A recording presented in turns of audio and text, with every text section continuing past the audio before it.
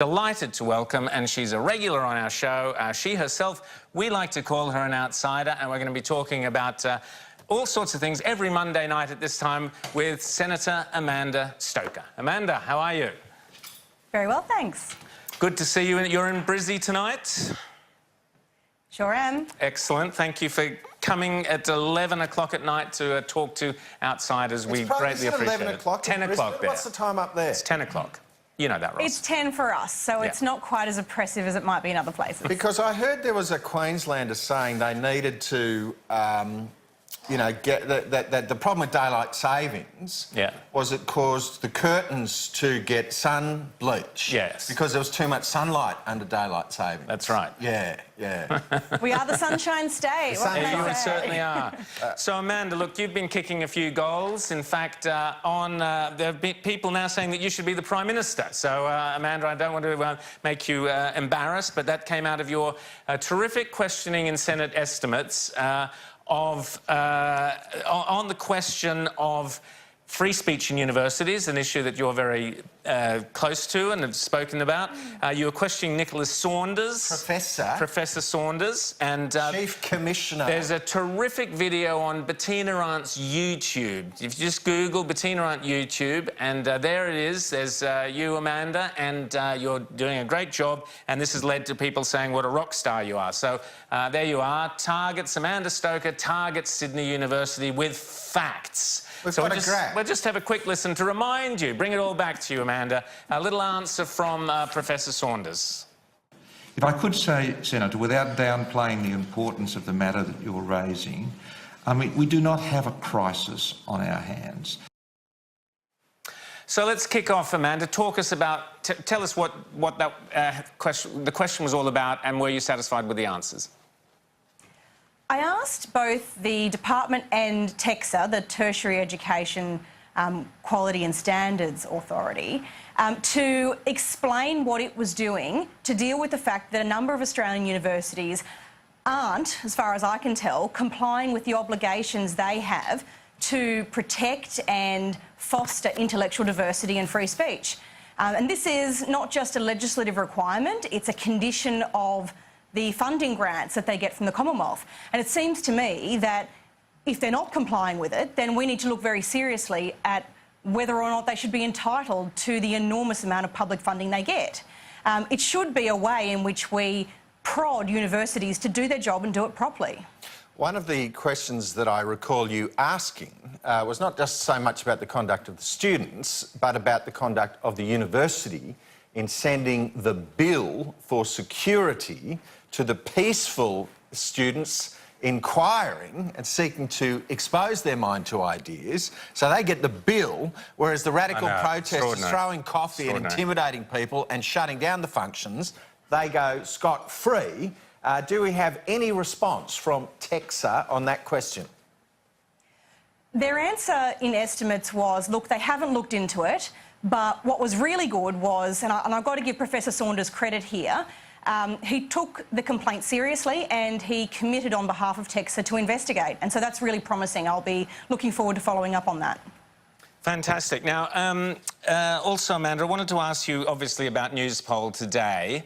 You know, not great results for Scott Morrison or for the Liberals. I'm probably in a minority, but I still think you guys are going to win the next election, and I certainly hope you're going to win the next election, because the thought of a Bill Shorten-led government should fill every Australian with absolute horror, unless, of course, they happen to be on the public purse, in which case it'll be Christmas Day. But for anyone who actually earns a crust, the thought of Bill Shorten is a nightmare. What's the morale like in the party, Amanda? How did you read the Newspoll? What were your thoughts on it? Look, obviously the Newspoll's not good, but the morale I see on the ground isn't awful. Most people, particularly in Queensland, think that we have, you know, in the recent couple of months, traded certain defeat for a prospect of success. And I'm really encouraged by the change in direction that we have seen under Scott Morrison's leadership.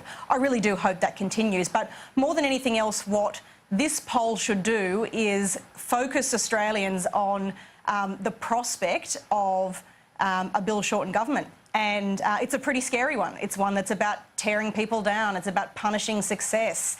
It's about, rewarding militant unions with more power to stifle our economy, to bring us all down into poverty. So we just don't want to see that. And if it means that people can focus their attention on the reality of what it means to have Shorten as Prime Minister, then, that would be a good thing. We saw a little bit of, just returning for a moment to the tertiary sector, we saw the Minister for Education, your colleague Simon Birmingham, who I have to say has not so far filled me with confidence that he is a Donald Trump-style decision-making action hero. Yet he did intervene in relation to a number of research grants from Australia's tertiary sector, which has provoked headlines that the research sector is alarmed by political intervention in research funding. What is the response of Senator Amanda Stoker? Hey, look, I think our university sector is always out there with their hand out saying they deserve billions and billions of dollars worth of cash. But the reality is they've got to make a pretty good case for why it is we should take money from taxpayers, many of whom don't have the benefit of tertiary education, and give it to the university sector. They've got to demonstrate a case for value. And so, if you want to say that a study into the post-Orientalist arts of the Straits of Gibraltar is worth $223,000, or maybe that we should be spending a couple of $100,000 on beauty and ugliness as persuasive tools in changing China's gender norms, I think you deserve to be under a bit of scrutiny. So, the Australian Research Council has no right to arc up here. Fantastic. Absolutely true. So good to hear a politician tell the truth and speak the truth. Amanda, you spoke the truth last week on this show and it made the newspaper. We always like it when our regulars manage to say something that the newspapers think is worth reporting, and that was, of course, that you said we should be pulling out of the Paris Agreement. Now, today in Brazil, the biggest kind of landslide they've had in years in Brazil went to this Jair Bolsonaro, who has said he's since retracted it last week, but who knows, he's said several times during the election campaign, going back before he was even the front runner, that as far as he was concerned, Brazil should pull out of the Paris Agreement. Now, the similarities between Australia and Brazil are obvious. They're a major competitor of ours, big in coal, big in resources, as Ross was saying, big in beef, etc., etc. What's your thoughts, and is there a lesson here for Scott Morrison that you can win an election by being an old-fashioned Conservative who cares about, private enterprise and things like that rather than virtue signalling on climate change?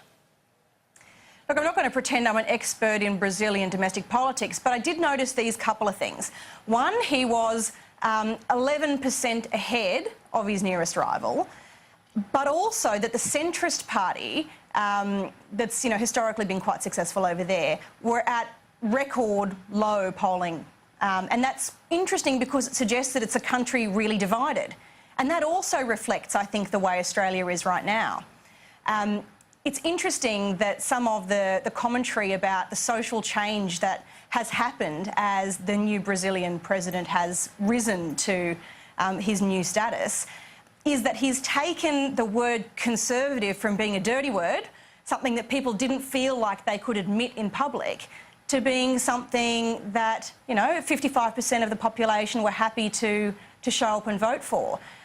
It's no surprise, I think, that just like in Australia, in Brazil there has also been a pushing back on this, hard left political correctness, social engineering stuff.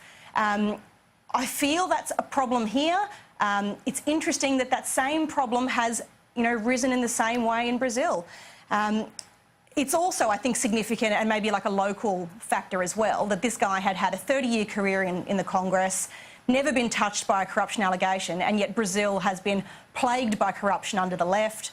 They have had an out-of-control crime problem, and they're also, got the nearby neighbourly example of Venezuela, which is just a basket case at the moment to look at with some concern. So, look, all the best to Brazil. I hope that this is a sign of, a great era of prosperity for them. But of course, as our, one of our closest competitors, it shows we can't afford to be complacent on this stuff. Absolutely. Senator, a lot of our viewers will have a book or books on the bedside table as they're consuming the beautiful poetic content of Outsiders, but just as a bit of a late night cultural encouragement. What does Senator Amanda Stoker read when she's stuck down there away from her beloved Queensland in a Canberra digs somewhere? Yeah, look, I never have a shortage of things to read. I've usually got, a pile of books that reflects ambition that is not always accomplished. But at the moment, I'm reading God is Good for You by Greg Sheridan, and I'm finding that a really interesting and valuable read, and explains the way that, Christendom and Western civilization provides benefits to all of us, not just those who are religious. And I'm finding that pretty interesting. And I'm also reading David Spears' book. On mutiny. Excellent. Fantastic. Well, Amanda, of course, that's the perfect opportunity, which Ross will be pleased that gives me an opportunity to plug The Spectator, where you did a brilliant review on Giles Orty's book on postmodernism, and Giles was thrilled with your review, so thank you very much for that. Good. And look forward to you doing many more reviews for us, Amanda. Amanda Stoker, so great to have you on Outsiders. We'll see you next Monday at the same time for a regular appearance here on Outsiders. Thanks so much, Amanda. Nice to see you both. See ya.